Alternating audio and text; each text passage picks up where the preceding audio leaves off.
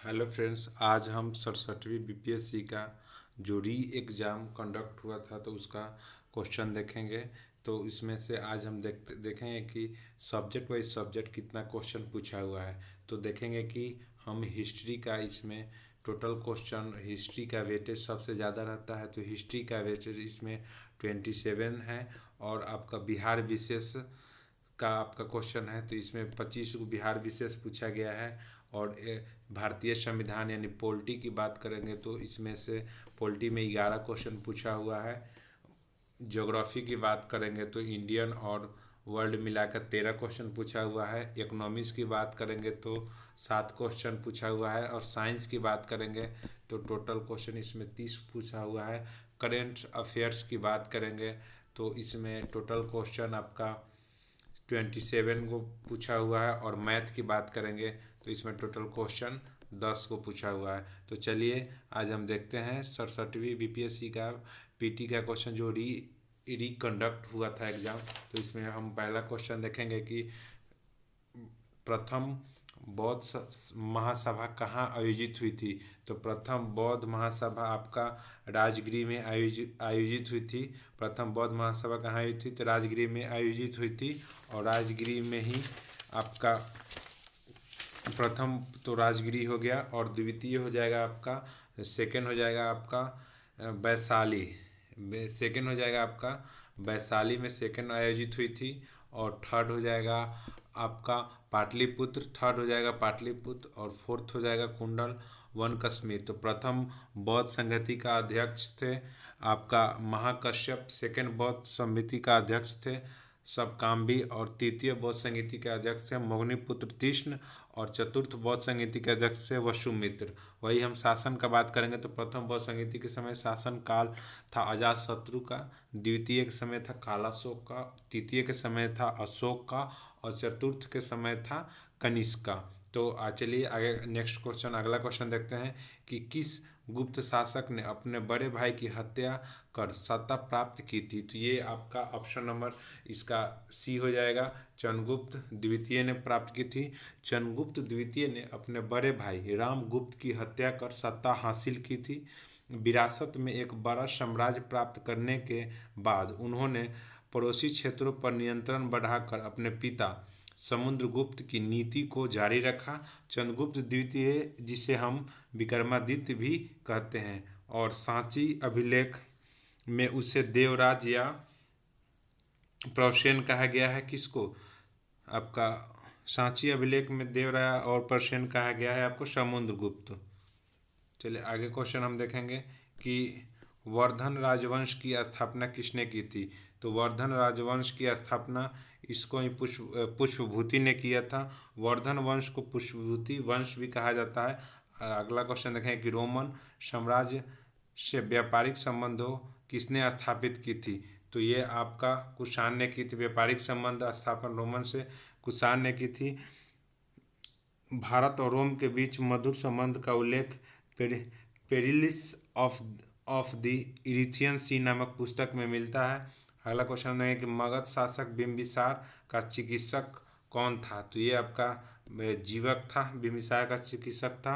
अगला क्वेश्चन देखेंगे कि मुस्लिम शासक जिसका साम्राज्य दार उल इस्लाम का एक भाग था। तो ये आपका हो जाएगा इल्तुतमिश। अगला क्वेश्चन देखेंगे कि इनमें से किसने खलीफा की शक्ति का विरोध किया था। तो खलीफा की शक्ति का विरोध इसका ऑप्शन हो जाएगा ई ऑप्शन हो जाएगा, क्योंकि अलाउद्दीन के खिजली ने राजस्व सिद्धांत का प्रतिपादन किया। अलाउद्दीन खिलजी ने जिले इलाही माना गया, परंतु यह सिद्धांत सीरत के सिद्धांत पर आधारित नहीं था। अलाउद्दीन खिलजी के वंश मुबारक खान ने खिजली ने स्वयं खलीफा की उपाधि धारण की थी। तो ये इसीलिए ये इसका ऑप्शन हो जाएगा ऑप्शन नंबर ई, एक से ज़्यादा हो जाएगा। अगला क्वेश्चन हम देखेंगे कि तुग तुगरिक खान ने किसके शासनकाल के दौरान विद्रोह किया था। तो ये आपका इसका हो जाएगा तुगरिक खान ने बलबन के समय में विद्रोह किया था। तुगरिक खान एक तुर्की अमीर था जिसने सुल्तान गयासुद्दीन बलबन ने बंगाल का सूबेदार नियुक्त किया था। अगला क्वेश्चन देखेंगे कि सर्वप्रथम किस मुगल शासक ने ब्रिटिश के विरुद्ध संघर्ष किया था। तो ये इसका आपका ऑप्शन हो जाएगा औरंगजेब किया था, ऑप्शन नंबर बी हो जाएगा। चाइल्ड का युद्ध प्रथम आंग्ल भारतीय युद्ध भारतीय और अंग्रेजों के बीच होने वाला संघर्ष था और यह 1686 से 1690 तक युद्ध चला और सम्राट औरंगजेब द्वारा शासित मुगल साम्राज्य के हाथ ब्रिटिश ईस्ट इंडिया कंपनी को बड़े पैमानों पर झेलनी पड़ी थी। अगला क्वेश्चन देखेंगे कि इनमें से कौन से सामाजिक सुधार विलियम बेंटिंक ने प्रारंभ किया था। तो ये आप विलियम बेंटिंक ने सती प्रथा का उन्मूलन किया था, दास प्रथा का भी उन्मूलन किया था, तो ये भी किया था। धर्म परिवर्तन के कारण योग्यता के प्रभाव को हटाना, ये नहीं है आपका। ठगी से संबंधित का दामन, ये हो जाएगा। तो ये इसका ऑप्शन हो जाएगा ऑप्शन नंबर सी 1, 2, 4। और विलियम बेंटिंक के कुछ कार्य महत्वपूर्ण कार्य हैं। सामाजिक सुधार 1829 में सती प्रथा पर राजा राम मोहन राय धारा 2 की सहायता से पूर्णतः प्रतिबंध कर दिया था। 1830 में ठगी प्रथा पर प्रतिबंध किया था। और शैक्षिक सुधार लॉर्ड मैकाले की अध्यक्षता में एक मैकाले आयोग 1835 में बनाया गया और इस आयोग ने अपनी शिक्षा को सिफारिश में अंग्रेजी को बताया था। 1835 में कलकत्ता मेडिकल कॉलेज की स्थापना भी हुई थी। अगला क्वेश्चन देखिए, किसने सिंध विजित कर उसका अधिकरण किया था। तो ये आपका हो जाएगा नेपियर, ऑप्शन नंबर सी हो जाएगा नेपियर। प्रथम अफगान युद्ध जो था 1839-40 के बीच हुआ था। 39 और 42 के बीच में के दौरान स्थानीय अमीरों के स्वयं रवैये में अंग्रेज बेहद परेशान थे और ये 11 जनवरी 1843 को मेजर जनरल नेपियर ने ऊपरी सिंध में इमामगढ़ के रेगिस्तान किले में आक्रमण किया और उसे विजित कर उसका अधिकार कर लिया था। अगला क्वेश्चन देखें कि भारत में प्रथम जनगणना किस वर्ष की गई थी। तो भारत में आपका प्रथम जनगणना जो है 1872 में किया गया था लॉर्ड मेयो के शासनकाल में। 1881 से नियमित जनगणना 18 से होने लगा था। अगला क्वेश्चन देखेंगे कि सुखदेव, भगत सिंह और राजगुरु को किस तारीख को फांसी दी गई थी। तो ये आपका इसका आंसर हो जाएगा आपका ऑप्शन नंबर बी 23 मार्च 1931 को इनको फांसी दिया गया था। अगला क्वेश्चन हम देखेंगे कि महात्मा गांधी द्वारा 1940 में प्रारंभ किए गए व्यक्तिगत सत्याग्रह के तीसरे सत्याग्रही कौन थे। तो ये आपका हो जाएगा आपका ब्रह्मदत्त थे तीसरे सत्याग्रही ब्रह्मदत्त। व्यक्तिगत सत्याग्रह की शुरुआत 17 अक्टूबर 1940 में महाराष्ट्र के पौनार आश्रम से हुआ था और गांधी जी द्वारा 11 अक्टूबर 1940 को विनोबा भावे के प्रथम व्यक्तिगत स्वतंत्रता सत्याग्रही के तौर पर चुना गया और जवाहरलाल नेहरू दूसरे और ब्रह्मदत्त तीसरे सत्याग्रही थे। दूसरे कौन थे? जवाहरलाल नेहरू दूसरे थे। अगला क्वेश्चन है कि भारत छोड़ो आंदोलन के दौरान खुफिया रेडियो किसने प्रारंभ किया था। तो ये आपका हो जाएगा आपका ये ऑप्शन नंबर 1 उषा मेहता ने प्रारंभ किया था। अगला क्वेश्चन है कि सीमांत गांधी के नाम से किन्हें जाना जाता है। सीमांत गांधी या फ्रंटियर गांधी, खान अब्दुल गफ्फार खान। अगला क्वेश्चन, रानी लक्ष्मी झांसी की रानी लक्ष्मीबाई का मृत्यु कहाँ हुआ था। तो ये आपका इसका ऑप्शन नंबर सी हो जाएगा ग्वालियर में हुआ था। अगला क्वेश्चन है कि बंगाल विभाजन के विषय में किसने कहा था कि विभाजन हमारे ऊपर बम की तरह गिरा है। तो ये इसका ऑप्शन हो जाएगा आपका सुरेंद्र नाथ बनर्जी। अगला क्वेश्चन है कि सरदार उधम सिंह ने किसे मारा था। तो ये आपका सरदार उधम सिंह ने आपका माइकल ओ डायर को मारा था जो कि लंदन में जाकर गोली मारे थे। अगला क्वेश्चन हम देखेंगे कि बरदौली सत्याग्रह का सफल नेतृत्व किसने किया था। तो ये आपका हो जाएंगे ये वल्लभ भाई पटेल, ऑप्शन नंबर 1। अगला क्वेश्चन हो जाएगा कि इनमें से कौन 1946 ईस्वी में भारत भेजे गए कैबिनेट मिशन का सदस्य नहीं था। तो सर एटिपस क्रिप्स था, एबी वेक्सलैंडर, पैट्रिक लॉरेंस था, बी नहीं था। तो इसका आपका ऑप्शन हो जाएगा ऑप्शन नंबर बी। अगला क्वेश्चन है कि प्रसिद्ध गांधी इरविन समझौता किस वर्ष हुआ था। तो ये आपका हुआ था 1931 में। अगला क्वेश्चन है भारतीय राष्ट्रीय कांग्रेस के किस सत्र में पूर्ण स्वाधीनता की मांग प्रस्ताव पारित किया गया था। तो ये आपका हो जाएगा 1929 लाहौर अधिवेशन। अगला क्वेश्चन हम देखेंगे कि सुभाष चंद्र बोस ने निकोबार द्वीप को कौन सा नाम दिया था? तो ये आपका स्वराज द्वीप और शहीद द्वीप दोनों हो जाएगा। तो ये इसका आंसर हो जाएगा स्वराज द्वीप। सुभाष चंद्र बोस ने निकोबार द्वीप का नया नाम दिया था, इसे दो नाम दिया रखा गया था, स्वराज द्वीप और शहीद द्वीप। इसका हो जाएगा स्वराज द्वीप। 11 फरवरी 1922 ईस्वी में पुलिस चौकी में आग लगने की घटना से संबंधित चौरी चौरा किस राज्य में है? ये आपका हो जाएगा उत्तर प्रदेश में है। आलाकर्षण खुदीराम बोस ने किस स्थान पर किंग्सफोर्ड की हत्या का प्रयास किया था? तो ये आपका हो जाएगा ऑप्शन नंबर सी, मुजफ्फरपुर। अगला क्वेश्चन देखेंगे कि 1942 ईस्वी में किस त्यौहार के अवसर पर जयप्रकाश नारायण ने हजारीबाग जेल से निकल भागे थे? ये आपका हो जाएगा दीपावली के दिन। अगला क्वेश्चन अब बिहार स्पेशल का क्वेश्चन है, तो देख लेंगे। पहला क्वेश्चन, बिहार के आर्थिक सर्वेक्षण 21-22 के अनुसार वर्तमान में राज्य में शहरी का स्तर कितना है? तो ये आपका ये क्वेश्चन के अनुसार आपको 15.3% हो जाएगा, जबकि अभी 2011 के जनगणना के अनुसार शहरीकरण का दर आपका 11.3% है। अगला क्वेश्चन हम देखेंगे कि बिहार में खादी के ब्रांड एम्बेसडर कौन है? तो ये आपका हो जाएंगे मनोज तिवारी जी हो जाएंगे। अगला क्वेश्चन है कि माता सीता के विश्व की सबसे लंबी मूर्ति 251 मीटर का निर्माण बिहार के किस जिले में किया जाएगा? तो ये आपका सीतामढ़ी में किया जाएगा। अगला क्वेश्चन हम देखेंगे, मिलान करने वाला है, तो ये डाटा के अनुसार हम देख लेंगे। तो ये आपका हो जाएगा बिहार के राज्यपाल हो जाएंगे Shri Phagu Chauhan. Option number C आपको मिला देते हैं इसमें, श्री फागू चौहान। और बिहार के मुख्य न्यायाधीश श्री संजय करोल हो जाएंगे। बिहार के मुख्यमंत्री श्री नीतीश कुमार। बिहार के मुख्य चुनाव अधिकारी श्री HR श्रीनिवास हो जाएंगे। अगला क्वेश्चन हम देख लेंगे कि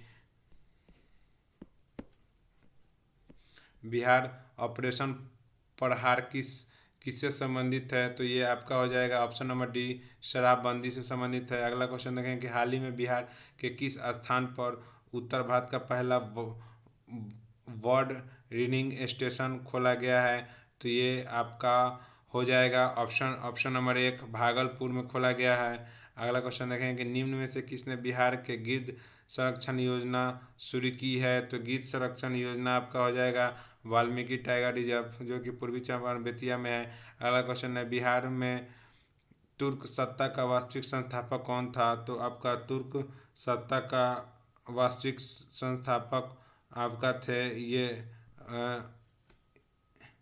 ऑप्शन नंबर बी, इब्न बख्तियार खिलजी। आपका ये बेतिया जो है पश्चिमी चंपारण वेस्ट चंपारण में पड़ता है। ये थी वेस्ट चंपारण में वाल्मीकि टाइगर रिजर्व बेतिया में पड़ता है। अगला क्वेश्चन हम देख लेंगे कि बिहार के प्रथम भारतीय गवर्नर कौन थे? तो बिहार के आपका प्रथम भारतीय गवर्नर थे सत्येंद्र प्रसाद सिन्हा। अगला क्वेश्चन देख लेंगे संथाल विद्रोह के नेता कौन थे? तो संथाल विद्रोह के नेता जो 1856-57 के आसपास में हुआ है, तो इसके नेता थे सिंधु और कानू। ऑप्शन नंबर आपका बी हो जाएगा। अगला क्वेश्चन देखेंगे कि बिहार की चौरी विद्रोह किस वर्ष शुरू हुई थी? तो बिहार की चौरी विद्रोह आपका 1778 में शुरू हुई थी। ऑप्शन नंबर सी हो जाएगा। अगला, किस वर्ष उड़ीसा को बिहार से पृथक किया गया? तो उड़ीसा को बिहार से आपको 1936 में पृथक किया गया। अगला क्वेश्चन, बिहार राज्य की कुल भौगोलिक क्षेत्रफल कितना है? तो बिहार राज्य की कुल भौगोलिक क्षेत्रफल आपका 94,163 वर्ग किलोमीटर हो जाएगा। अगला क्वेश्चन हम देखेंगे,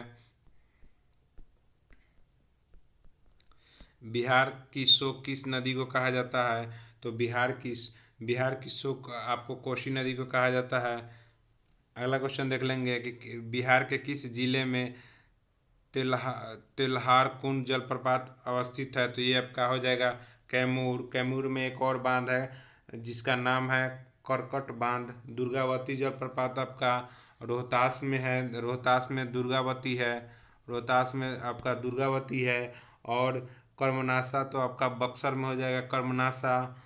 और धुआं कुंड जलप्रपात सासाराम में है आपका धुआं कुंड सासाराम में है। और मंझर कुंड और धुआं कुंड और मंझर कुंड भी आपका सासाराम में है। ककोलत आपका नवादा में है। तो बिहार में ये प्रमुख जलप्रपात है। बिहार अगला क्वेश्चन है कि एशिया की सबसे बड़ी एवं ताजे जल वाली गोखुर झील बिहार में कौन कौन सी है?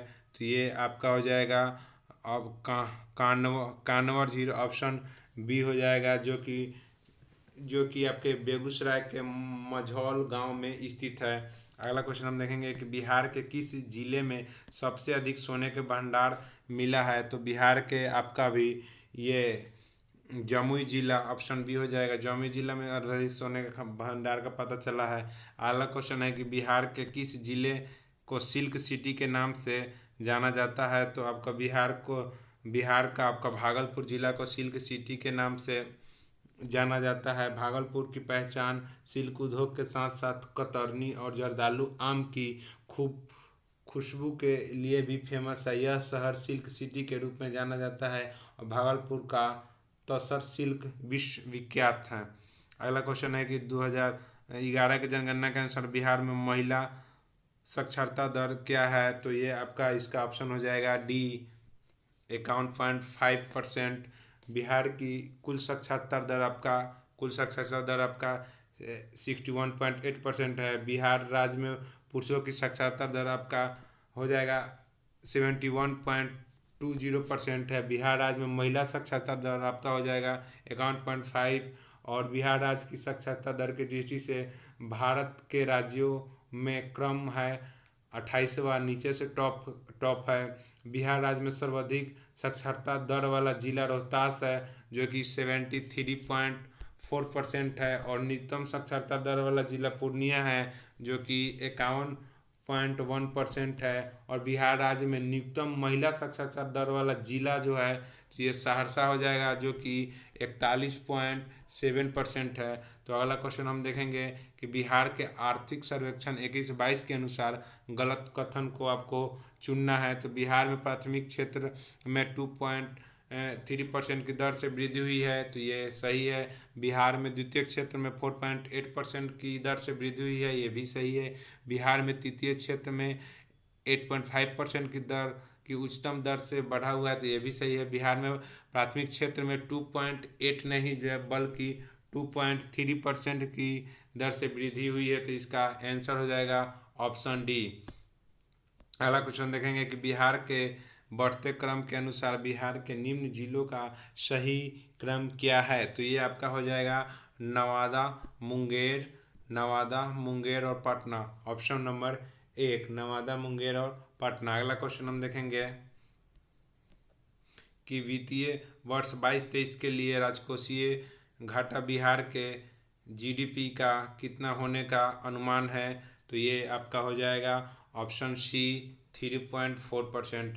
अगला क्वेश्चन देखेंगे कि वह विकल्प चुनिए जो बिहार की 7 निश्चय योजना का भाग 2 का नहीं है। युवा शक्ति बिहार की प्रगति सही है। सशक्त महिला, सक्षम महिला ये भी है। हर खेत में सिंचाई की पानी ये भी सही है। सभी के लिए वायु मार्ग ये गलत है, 3 गो तो हो गया। और ये आपका चौथा है स्वच्छ गांव एवं समृद्ध गांव। पांचवा है स्वच्छ गांव एवं विकसित शहर। छठा है कनेक्टिविटी होगी और आसान। और सातवां है सबके लिए स्वास्थ्य सुविधा।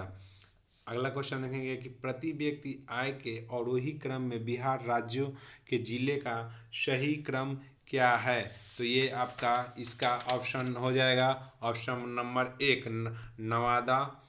नवादा, किशनगंज, पूर्वी चंपारण, अररिया और शिवहर हो गया। ये आपका अगला क्वेश्चन है कि आज़ाद दस्ता बिहार में किस आंदोलन के दौरान सक्रिय रहा? तो आज़ाद दस्ता आपका भारत छोड़ो आंदोलन के दौरान सक्रिय रहा। भारत छोड़ो आंदोलन के दौरान जेपी नारायण ने नेपाल के तराई से आज़ाद दस्ता का संगठन का संचालन किया था। अगला क्वेश्चन आपका पॉलिटी से क्वेश्चन है। तो पहला क्वेश्चन है पॉलिटी का कि 1946 में गठित अंतिम सरकार के मंत्रिमंडल में श्रम मंत्री किसे सौंपा गया था? तो ये श्रम मंत्री थे जगजीवन राम को श्रम मंत्री चुना गया था। और ये आपका इसमें कुछ और मंत्रालय है जो हम देख लेंगे। मोदी जी, पंडित जवाहरलाल नेहरू कार्यकारी परिषद के उपाध्यक्ष, विदेश विभाग राष्ट्रमंडल से संबंधित मामले वल्लभ भाई पटेल, गृह सूचना एवं प्रसारण बलदेव सिंह, रक्षा मंत्री सी राजगोपालाचारी, शिक्षा मंत्री राजेंद्र प्रसाद, खाद्य एवं कृषि थे। और ये असफ अली का नाम था, ये आपका रेलवे में थे। और जगजीवन राम श्रम हो गया, लियाकत अली आपका वित्त मंत्रालय संभाल रहे थे। अगला क्वेश्चन देखेंगे कि डॉक्टर राजेंद्र प्रसाद को संविधान सभा का सभापति कब चुना गया था, तो ये आपका हो जाएगा 11 दिसंबर 1946 को हो जाएगा। अगला क्वेश्चन है कि बिहार के 2022 के भारत के 16वें राष्ट्रपति के चुनाव के लिए निर्वाचक मंडल में कितने सदस्य थे, तो ये आपका हो जाएगा ऑप्शन नंबर बी 788 सदस्य। राज्यसभा के 233, राज्यसभा के मनोनीत सदस्य में आपका 12 हो जाएगा और लोकसभा के हो जाएगा 543। सबको ऐड कर दीजिएगा तो आपका आ जाएगा 788। भारतीय संविधान के अनुच्छेद 66 के अंतर्गत उपराष्ट्रपति का चुनाव संसद के दोनों सदनों के सदस्यों से मिलकर बने निर्वाचक मंडल के सदस्यों द्वारा अनुमोदित प्रतिनिधित्व प्रणाली के एकल संक्रमणीय मत के माध्यम से किया जाता है। अगला क्वेश्चन हम देखेंगे,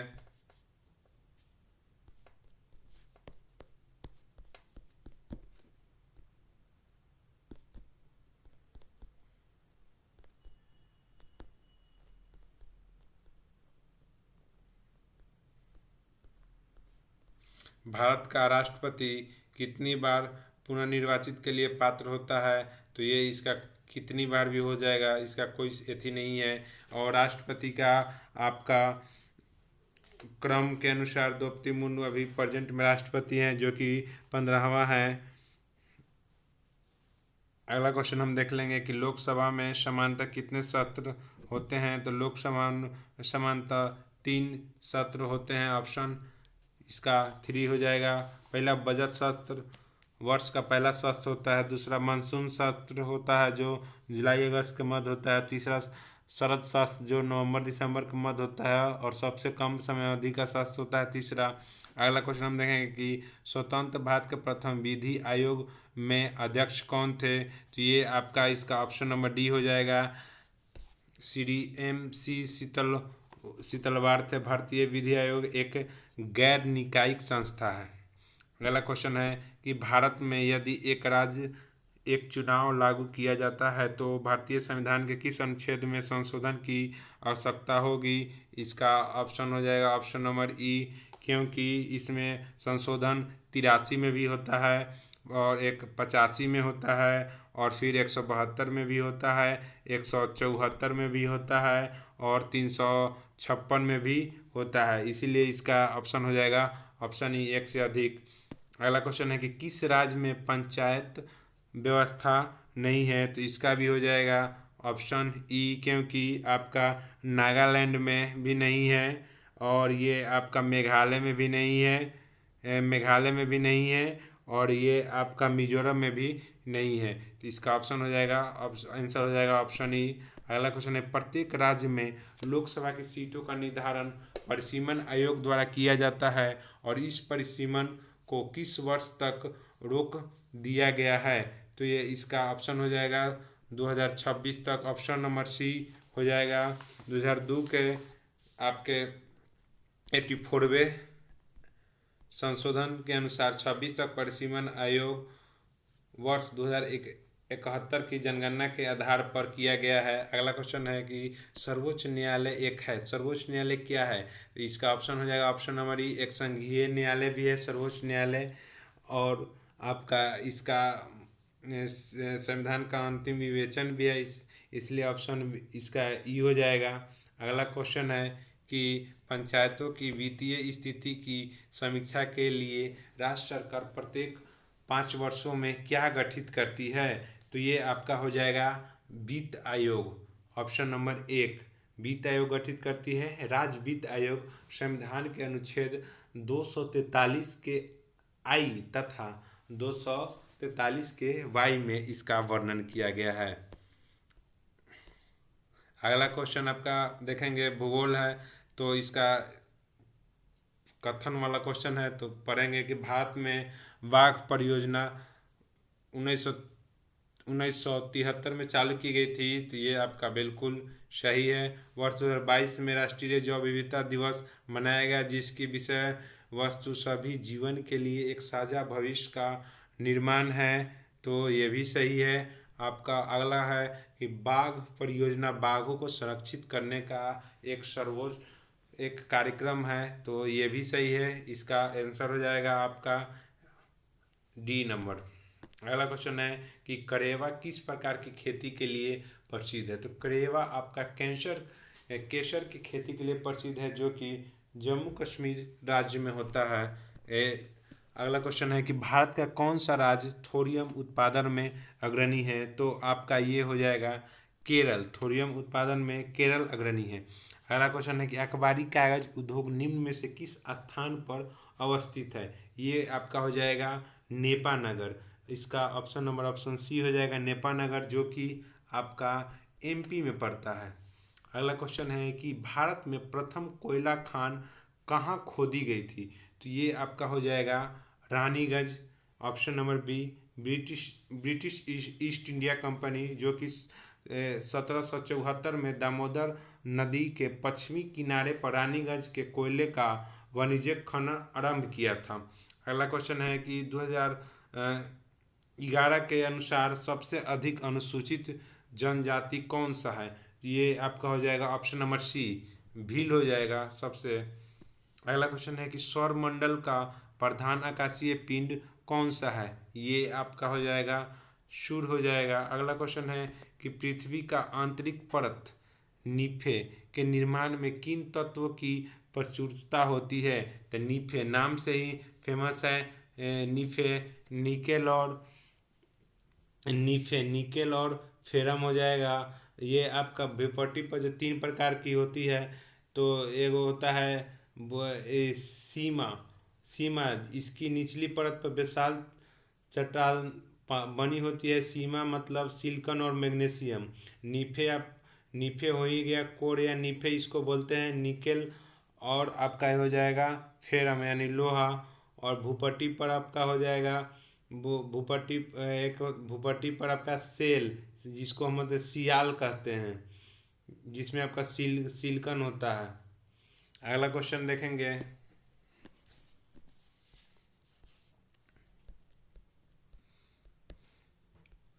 भौगोलिक अपरदन चक्र की संकल्पना इनमें से किसने प्रस्तुत की थी। तो ये आपका हो जाएगा option number B WM Davis ने की थी। अगला क्वेश्चन देखेंगे कि गरजने वाली चालीसा, क्रुद्ध पचासा, चीखने वाली साठा पौने पृथ्वी के किस गोलार्ध में चलती है।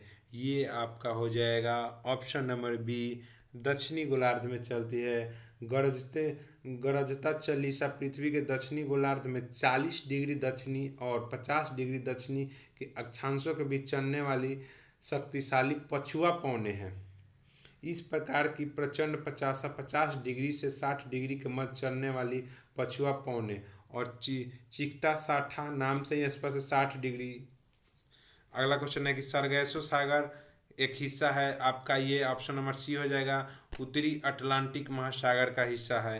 अगला क्वेश्चन है कि भारत और चाइना के बीच सीमा रेखा को क्या कहा जाता है। तो ये आपका ऑप्शन नंबर ए हो जाएगा मैकमोहन रेखा।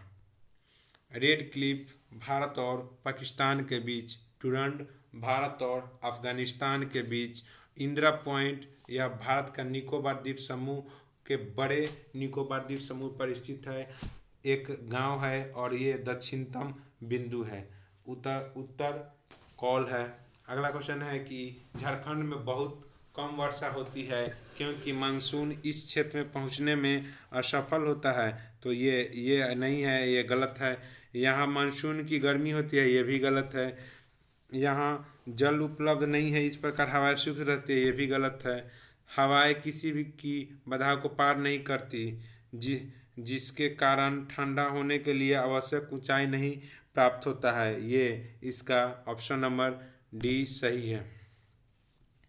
अगला क्वेश्चन देखेंगे, इकोनॉमी से है NSSO के 68वें दौरे के आधार पर गरीबी उन्मूलन के बारे में कौन सा कथन सही नहीं है। ये भी कथन वाला क्वेश्चन है, तो देख लेंगे कि ग्रामीण क्षेत्रों के लिए गरीबी रेखा को 27.2 रुपये प्रति व्यक्ति परिभाषित किया गया है, ये तो सही है। शहरी को 33.3, ये भी सही है। भारत की 21.9% जनसंख्या गरीबी रेखा से नीचे जीवन यापन करती है, ये भी सही है। भारत की 33.35% जनसंख्या गरीबी रेखा से नीचे जीवन यापन करती है, ये क्वेश्चन गलत है, क्योंकि इसमें शहरी में आपका हो जाएगा 13.7 और ग्रामीण में हो जाएगा 25.7। अगला क्वेश्चन देखेंगे।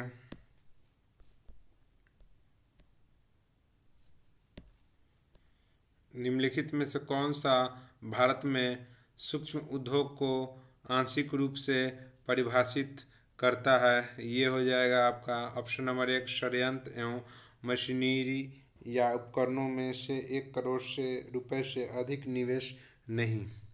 अगला क्वेश्चन है कि प्रधानमंत्री कृषि सिंचाई योजना के बारे में निम्न में से कौन सा कथन गलत है। ये आपका हो जाएगा जल निकायों है, कुआं का निर्माण, जल संरचनाओं का पुनर्भरण में वृद्धि, वर्षा संचयन संरचना, ये आपका हो जाएगा ऑप्शन नंबर ई। अगला क्वेश्चन है कि भंडारी समिति किससे संबंधित है। ये आपका भंडारी समिति क्षेत्रीय ग्रामीण बैंकों की पुनर्संरचना से संबंधित है। स्वामीनाथन समिति आपका जनसंख्या से है। जानकी रमन समिति प्रतिभूति घोटाला से है। रेखा समिति आपका अप्रत्यक्ष कर से है, रेखा समिति। सहकारिता समिति केंद्र राज्य संबंधों से है। और महालोबी समिति राष्ट्रीय आय से है। रंगराजन समिति भुगतान संतुलन से है। राजा चलेया समिति कर सुधार। मल्होत्रा समिति बीमा क्षेत्र। खुसरो समिति कृषि साख। गाइपोरिया समिति बैंक सेवा सुधार। नरसिम्हन समिति वित्तीय बैंकिंग सुधार। भंडारी समिति क्षेत्रीय ग्रामीण बैंकों की पुनर्संरचना। अगला क्वेश्चन, राष्ट्रीय पेंशन योजना NPS से संबंधित सही कथन को चुनना है। तो NPS का पेंशन फंड निर्णायक और विकास प्राधिकरण द्वारा ही किया जाता है। ये ऑप्शन 1 ही आपका इसका सही हो जाएगा। अगला क्वेश्चन है कि जीवित ग्राम कार्यक्रम के संबंध में कौन सा कथन का चयन करना है सही। ये आपका हो जाएगा ऑप्शन नंबर डी। यह उत्तरी सीमा पर सीमावर्ती गायों के विकास के लिए अधिक है। अगला क्वेश्चन, सांप्रदायिक विकास का उद्देश्य क्या है। ये आपका हो जाएगा ऑप्शन नंबर ई, क्योंकि इसमें ग्रामीण समुदाय का वर्गीकरण विकास होना भी जरूरी है। ग्रामीण व्यक्ति के समुदाय की भावना का प्रसार करना ये भी जरूरी है। ग्रामीण व्यक्तियों के उत्तरदायित्व और भावना का आत्मज्ञान और स्थानीय समूहों के कार्य करने की प्रवृत्ति और विकास करना ये भी जरूरी है, इसलिए ऑप्शन हो जाएगा इसका ही। अगला क्वेश्चन हम देखेंगे कि वॉशिंग मशीन की कार्यकारिणी सिद्धांत क्या है। तो वॉशिंग मशीन की कार्यकारिणी सिद्धांत आपका हो जाएगा अपकेंद्रण। अभिकेंद्रण केंद्र की ओर लगने वाला बल है। अपकेंद्रण केंद्र के बाहर की ओर लगने वाला बल है। दूध से माखन निकालना अभिकेंद्रण है। अगला क्वेश्चन हम देखेंगे कि जब प्रकाश की गति निम्न में से किस माध्यम में न्यूनतम होती है। ये आपका शीशा कांच में न्यूनतम होती है। निर्वात में आपका तो 3 × 10⁸ होता ही है। जल में 2.25 × 10⁸ होता है। और कांच में 2 × 10⁸ होता है। तो सबसे कम आपका हो जाएगा न्यूनतम कांच में। निम्न में से कौन सी सदिश राशि नहीं है। ये आपका इसमें हो जाएगा ए, मोशन, गति सदिश नहीं है। अगला क्वेश्चन देख लेंगे कि यदि धरती की घूमने की गति घूर्णन बढ़ा दी जाए तो भूमध्य रेखा पर पिंड का वजन कितना हो जाएगा। तो ये हो जाएगा ऑप्शन नंबर बी, घट जाएगा। अगला क्वेश्चन, गति को सर्वप्रथम किसने परिभाषित किया था। तो गति को सर्वप्रथम गैलीलियो ने परिभाषित किया था। गैलीलियो ने दूरबीन की सहायता से दूरस्थ खगोलीय पिंडों को देख कर गति का अध्ययन किया था। अगला, अपेक्षता का सिद्धांत इनमें से किस वैज्ञानिक ने प्रस्तुत किया था? अल्बर्ट आइंस्टीन ने प्रस्तुत किया था और 1905 में प्रकाशित अल्बर्ट आइंस्टीन की क्रांतिकारी विज्ञान पत्रों के में E=mc² पेश किया गया था, इसीलिए इनको नोबेल प्राइज भी मिला था। अगला क्वेश्चन है, एक संघवाहक के तापक्रम परिवर्तन के कारण इनमें से विभव परिवर्तन होता है और इस घटना को क्या कहा जाता है? इस घटना को हम थॉमसन प्रभाव कहते हैं। अगला क्वेश्चन है कि आवर्धन कांच में किस प्रकार की लेंस का प्रयोग किया जाता है? तो ये आपका हो जाएगा ऑप्शन नंबर सी, उत्तल लेंस का प्रयोग किया जाता है। अगला क्वेश्चन है कि चुंबकत्व का अनुचुंबकीय समचुंबक सिद्धांत निम्न में से किसके द्वारा प्रदर्शित होता है? ये आपका हो जाएगा प्लैटिनम के द्वारा। अगला क्वेश्चन देखेंगे कि इनमें से विचार कीजिए। शुद्ध जल में मानक नमक को घोलने से जल का क्वथनांक बढ़ जाता है और जल का हिमांक घट जाता है, बिल्कुल सही है। अगला है कथन कि जल में जब मिथाइल अल्कोहल डालते हैं तो जल का क्वथनांक घट जाता है, बिल्कुल सही है। इसका ऑप्शन हो जाएगा ऑप्शन नंबर डी। अगला क्वेश्चन है कि किस नियम के अनुसार समान ताप और दाब पर सभी गैसों के लिए निश्चित आयतन में अणुओं की संख्या समान होती है? ये आपका हो जाएगा ऑप्शन डी, एवोगाड्रो का नियम। अगला, परमाणु के नाभिक में कौन से मूल कण होते हैं? तो परमाणु के आपके नाभिक में इलेक्ट्रॉन और प्रोटॉन होता है, ऑप्शन नंबर बी हो जाएगा। इलेक्ट्रॉन तो बाहर आता है ना, प्रोटॉन और न्यूट्रॉन हो जाएगा, ऑप्शन नंबर सी हो जाएगा। अगला क्वेश्चन देखेंगे कि जिस धातु कर्म की प्रक्रिया के अंतर्गत धातु मिश्रित अवस्था में पाई जाती है उसे हम क्या कहते हैं? ये प्रगलन कहते हैं उसे हम। अगला, निम्न में से कौन सी पीतल के घटक है? पीतल के घटक है आपका तांबा और जास्ता। घंटा धातु में आपका तांबा और टीन होता है। कांसा में तांबा और टीन भी होता है। जर्मन सिल्वर में तांबा जास्ता निकेल। गन मेटल में तांबा जास्ता और टीन होता है। अगला, निम्न में से किसे अनबुझा चूना कहते हैं? तो ये आपका हो जाएगा CaO और बुझा चूना ये हो जाएगा। अगला क्वेश्चन, लोहे में जंग लोहे के वजन में निम्न में से कौन सा परिवर्तन होता है? यह लंबे समय तक बढ़ता है, ऑप्शन नंबर 1 हो जाएगा। अगला क्वेश्चन है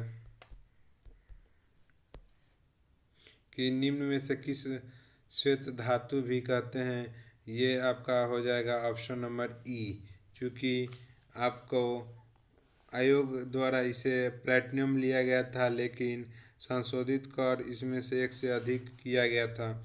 अगला क्वेश्चन है कि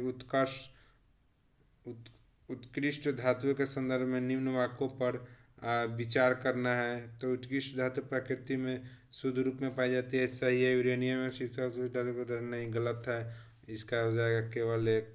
अगला क्वेश्चन, बायोगैस का निम्न में से कौन सा अवयव प्रमुख है? तो ये आपका हो जाएगा ऑप्शन नंबर 1, मीथेन प्रमुख है।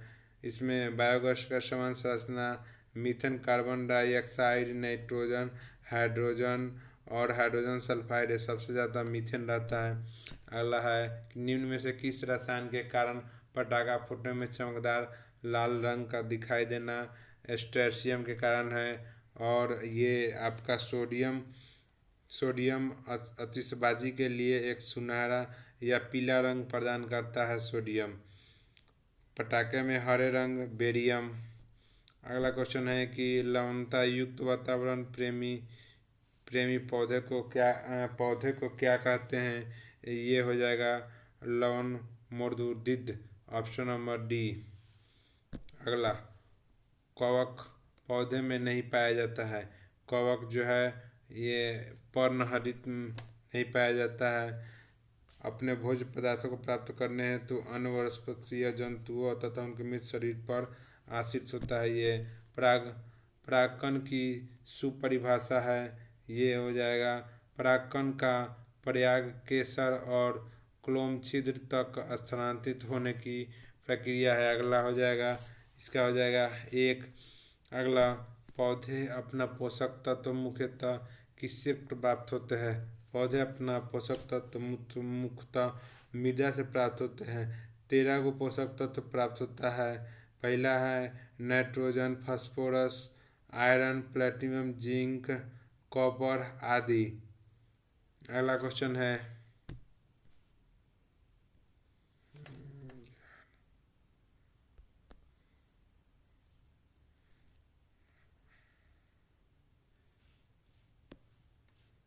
कवक पौधे में नहीं पाया जाता है। कवक पौधे में आपका पर्णहरित नहीं पाया जाएगा। ऑप्शन नंबर सी हो जाएगा इसका आंसर।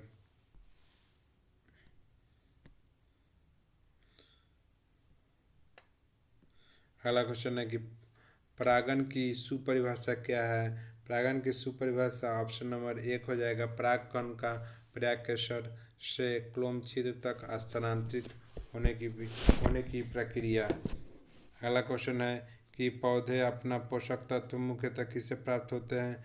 ये आपका हो जाएगा मृदा से। Option number D. अगला क्वेश्चन है कि पाइन, फर, स्प्रूस, रडार, लॉन्च एवं साइप्रस आदि मशहूर लकड़ी उत्पादन पौधे में से बहुत से भारत के पहाड़ी क्षेत्रों में भी पाए जाते हैं। ये सभी कहलाते हैं। तो ये सभी आपका ऑप्शन नंबर एक इसका करेक्ट आंसर हो जाएगा। सॉरी, ऑप्शन नंबर बी अनावृत बीजी कहलाता है। ऑप्शन नंबर बी अनावृत बीजी कहलाता है। निम्न में से जोड़ों में से कौन सा जोड़ा सही सुलमित है? ये आपका हो जाएगा option D malaria chloroquine. Vitamin C ascorbic, vitamin B1 का रासायनिक नाम थायमिन, और ये आपका DT या DPT का टीका टेटनस और डिप्थीरिया के बचाव के लिए दिया जाता है। अगला क्वेश्चन है कि लाल रक्त कणिका विहीन जंतु है। तो ये लाल रक्त कणिका विहीन जंतु है बी केंचुआ।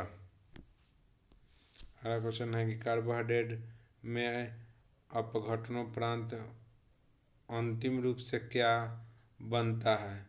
तो ये हो जाएगा ऑप्शन नंबर सी ग्लूकोज। अगला क्वेश्चन है कि अधिकतर एंजाइम होते हैं। अधिकतर एंजाइम आपका हो जाएगा प्रोटीन होते हैं। अगला, किस वैज्ञानिक चिकित्सक ने पहली बार टीकाकरण की शुरुआत की है? पहली बार टीकाकरण की शुरुआत हो जाएगा आपका option number D Edward Jenner. अगला, जुलाई 2022 में किस देश के पूर्व प्रधानमंत्री शिंजो आबे के चुनाव के दौरान गोली मारकर हत्या कर दी गई थी? ये हो जाएंगे फ्रांस। अगला क्वेश्चन, राष्ट्रीय संयुक्त राष्ट्र महासभा ने बहुभाषीवाद पर एक भारत प्रयोगता प्रस्तुत अपनाया, जिससे पहली बार किस भाषा का उल्लेख किया गया है? ये आपका हो जाएगा हिंदी। Option number D.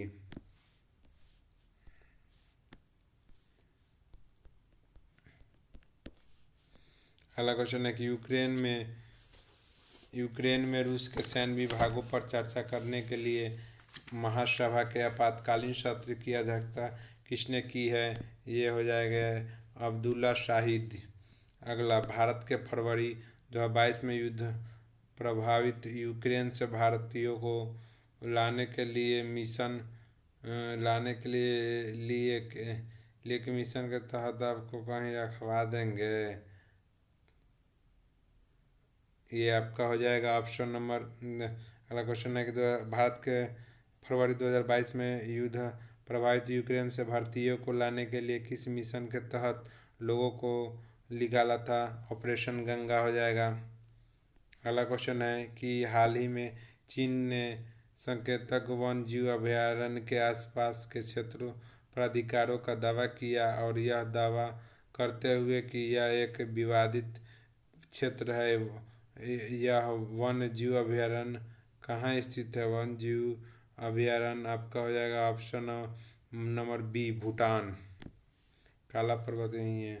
अगला क्वेश्चन, 2023 में G20 शिखर सम्मेलन की मेजबान के लिए भारत के किस राज्य केंद्र शासित प्रदेश को चुना गया है? आपका ये हो जाएगा दिल्ली। अगला क्वेश्चन है कि संयुक्त राष्ट्र शांति अभियानों के अंतर्गत निम्न में से कौन सा कथन सही है? ये हो जाएगा ऑप्शन नंबर बी, 2 और 3।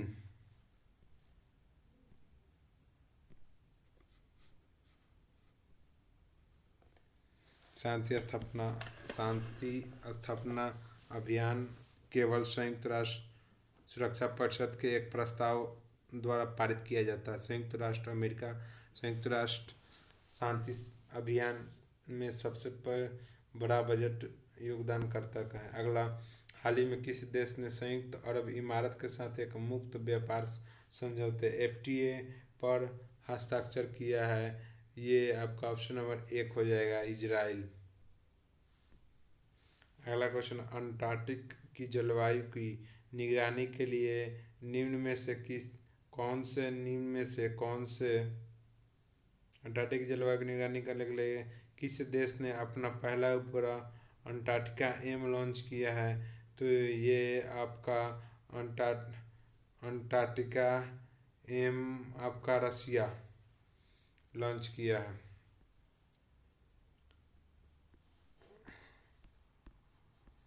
T20 इंटरनेशनल में 3000 रन पार करने वाला प्रथम खिलाड़ी कौन बने? तो 3000 रन पार करने वाला प्रथम खिलाड़ी बना है विराट कोहली। कोविड-19 टीकाकरण 2022 की पूर्णावस्था के शून्य करी आंसर। हाँ, कोविड-19 टीकाकरण जून 2022 की पूर्णता सुनिश्चित करने के लिए शुरू किया गया अभियान का नाम क्या है? तो ये आपका अभियान का नाम है हर दस्तक अभियान। ऑप्शन नंबर 1 हो जाएगा। 30 जून 2022 के बाद महाराष्ट्र के नए मुख्यमंत्री कौन बना है? ये हो जाएगा Eknath Shinde. Option number B.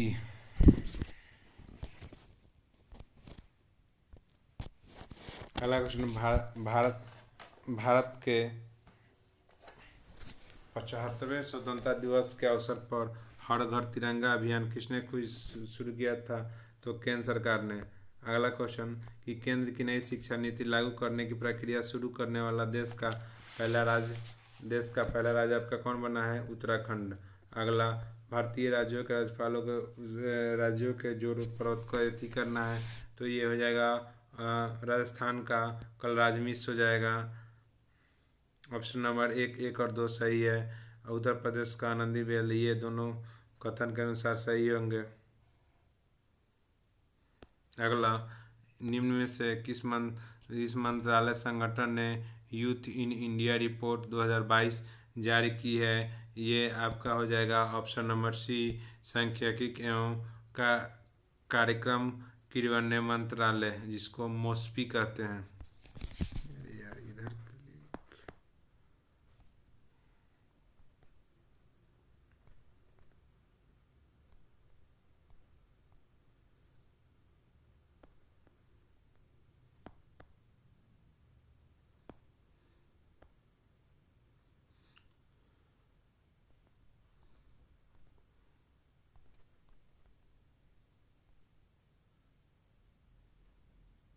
अगला क्वेश्चन देखेंगे कि खबरों में नजर आने वाला एलाविल वलारिन, श्रेया अग्रवाल और रश्मिता किस खेल से संबंधित है? ये आपका हो जाएगा ऑप्शन नंबर बी, निशानेबाजी शूटिंग से। अगला क्वेश्चन है कि हाल ही में अल्पसंख्यक मामले के मंत्रालय का प्रभार किसे सौंपा गया था? स्मृति ईरानी को सौंपा गया था। अगला क्वेश्चन, भारत के 15वें राष्ट्रपति चुनाव के लिए संयुक्त प्रगतिशील गठबंधन UPA के उम्मीदवार कौन थे? ये आपका हो जाएगा ऑप्शन 1 यशवंत सिन्हा थे। अगला, अपने उपन्यास टूम ऑफ सैंड डेथ की समाधि के लिए अंतर्राष्ट्रीय बुकर पुरस्कार गीतांजलि श्री जी को मिला है।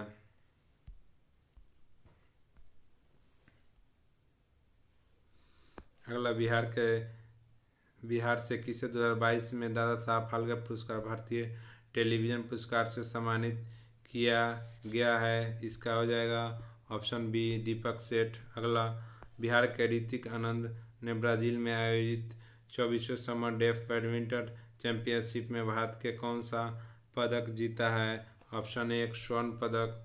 अगला, सुनंदनी कार्यक्रम संबंधित है, ये आपका हो जाएगा ऑप्शन नंबर 1 आंगनबाड़ी से। अगला, निम्न में से कौन सा भारत के बजट 22-23 की प्राथमिकता में सम्मिलित नहीं है? ये आपका हो जाएगा ऑप्शन नंबर डी विनिवेश। बाकी तो है ये है।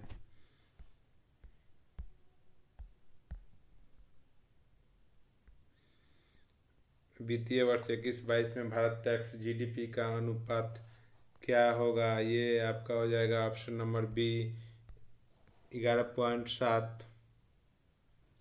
सकल घरेलू उत्पाद 5.6% है जीडीपी का।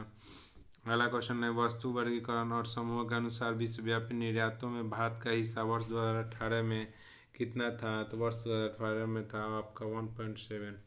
अगला, चतुर्थ आगामी अनुमान के अनुसार वर्ष 2020-22 में भारत में गेहूं का कुल उत्पादन कितना था? तो ये आपको हो जाएगा ऑप्शन नंबर 109.5। अगला क्वेश्चन मैथ है, तो इसका आंसर हम बता देते हैं। फर्स्ट ये हो जाएगा 141 का हो जाएगा आपका सी, 142 का हो जाएगा आपका बी, 143 का ऑप्शन 143 का ऑप्शन हो जाएगा ऑप्शन नंबर सी 12 सेकेंड। 144 का हो जाएगा आपका ऑप्शन नंबर बी।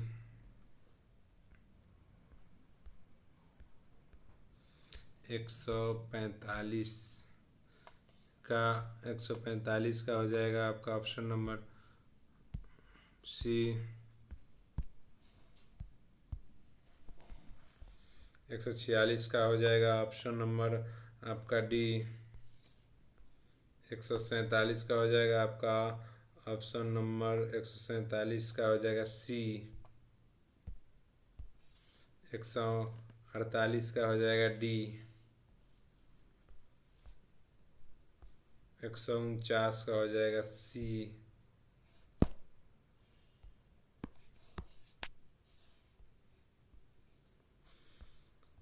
और लास्ट क्वेश्चन इसका हो जाएगा आपका बी।